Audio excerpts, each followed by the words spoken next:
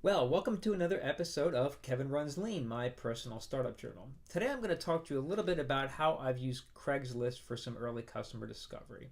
In Running Lean, Ash Moria talks about how recruiting early customers through CraigsList generally is not very effective, and he advises going and doing personal one-on-one conversations and recruiting locally.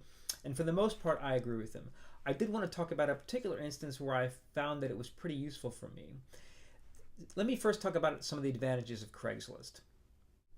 CraigsList has a huge reach, and you can target an advertisement on there very locally for a small amount of money for 25 bucks. So for 25 bucks, you can put an etc. job request in the jobs Etsy section of any particular city and write up a fairly detailed ad for how you want to recruit somebody. So I had a startup idea recently. I'll get to that in a second.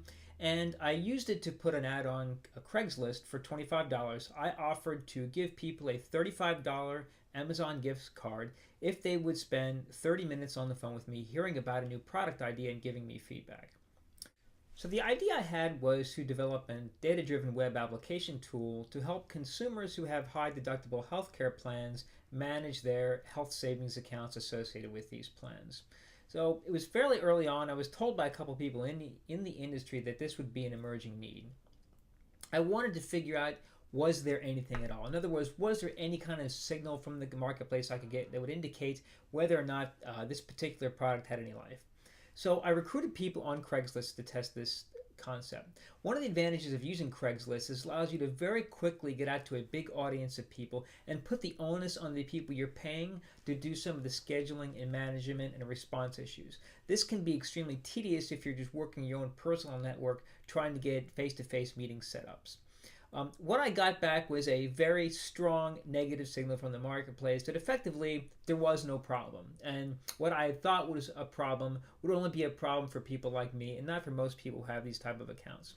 So I was able to, within about a 2.5 week period, or even less than that, very quickly nail the fact that there was no opportunity here. And it also gave me some feedback from other people to look for my next project, Claim Away, which I'm working on now.